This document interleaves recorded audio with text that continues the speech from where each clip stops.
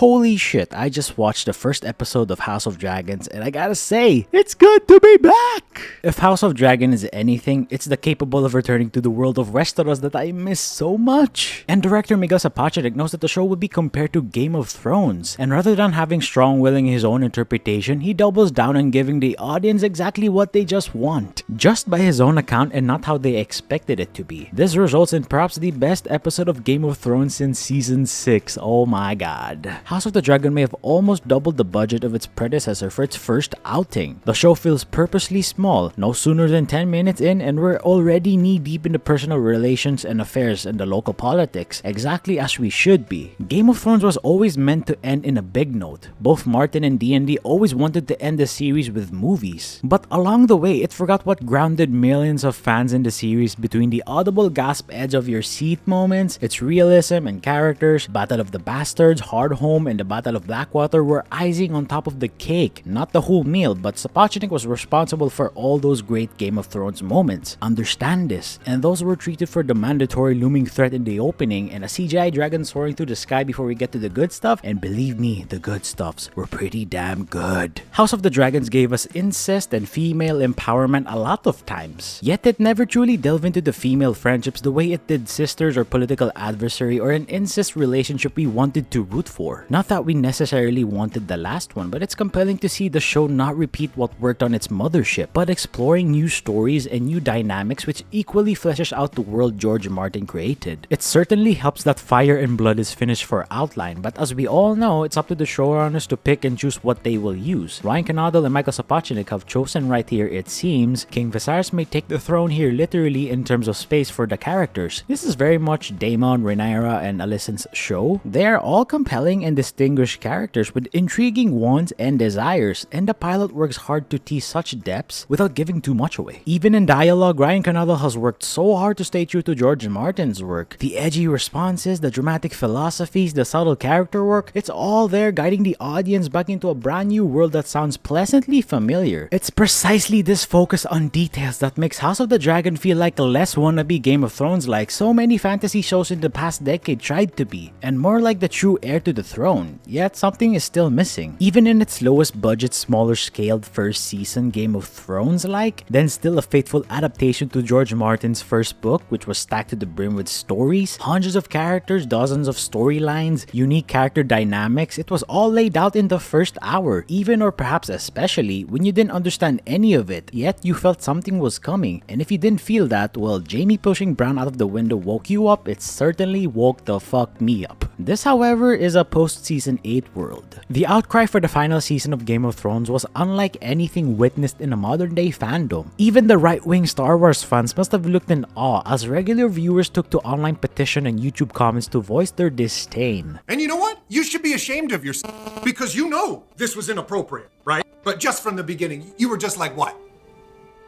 I'm just right. Exactly. And now you're what? Palpatine. Sure, but more importantly, you're... Rey Skywalker. Sorry.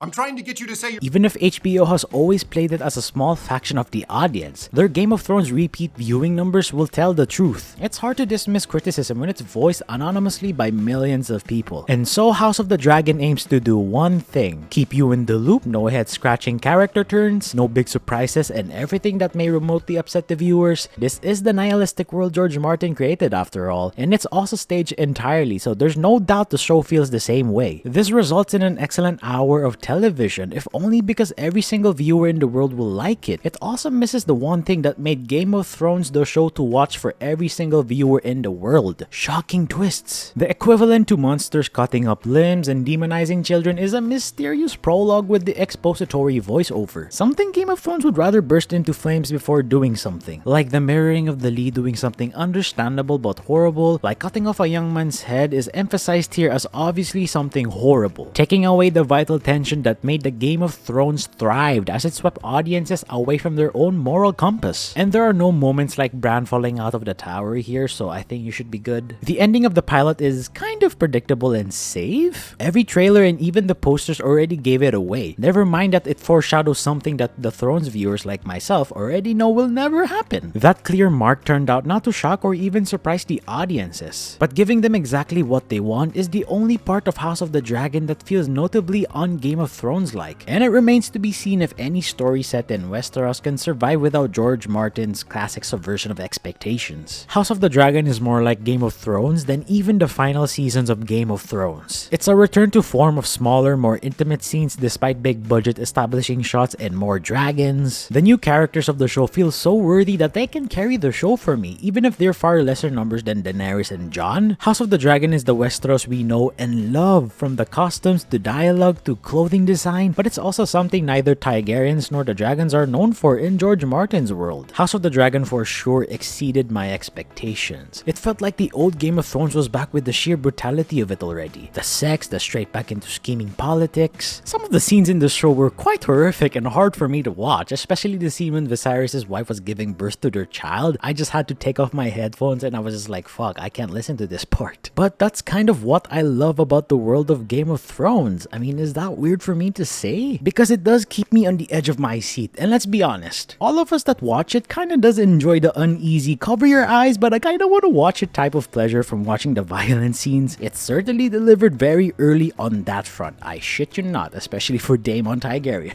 And of course, this show has a much bigger budget and I'm having to try and get familiar with the lineage again. It just makes it incredibly hard when people all seem to have the same names within the family tree, especially Aegon and Viserys. And speaking of Targaryens, Daemon Targaryen is shaping up to be our very first on-screen villain. But as always with the Game of Thrones world, it's never your basic good guy, bad guy. You see vulnerability and some hints of redeemable qualities in these characters that you know you're supposed to hate. No doubt we will have some character development later on, similar to how we began on hating Jaime Lannister, only to begin to warm and root for him at times when he ends up as a prisoner and he found the audience's sympathy. I sympathize for him. If you watched my old videos, especially the who's the best Game of Thrones character, I picked, well, spoilers, Jaime Lannister. If you want to know why, then go watch that video. I am already liking Rhaenyra and I've seen many people compare her to Daenerys, and I'm going to say this, I kinda disagree so far on the Rhaenyra and Dany parallel. It might change later on, I might be wrong, but as it seems, in my opinion, don't hate me,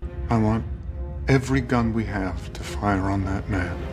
Daenerys was abused and underestimated at the start, whereas Rhaenyra is definitely ambitious, courtly, and motivated by everyone around her. Rhaenyra seems more like Arya and Sansa matchup. In a way, she's both self-determined but also political. It'll be interesting to see how she turns out, especially after the time skip. So yeah, so far it's been pretty good. Though I'm not gonna give it a score just yet since it's just episode 1, so obviously let's give it time to develop its world building and characters, and I'm hoping to God everything turns out phenomenally great because last season of Game of Thrones left a bad taste on my mouth. But so yeah, that's all for today, and if you want to watch more Game of Thrones content, I'll leave the 2 videos right here. I hope you guys can like and subscribe and help this channel grow. So yeah, thanks guys, I hope you guys are doing great. I love you all and stay safe.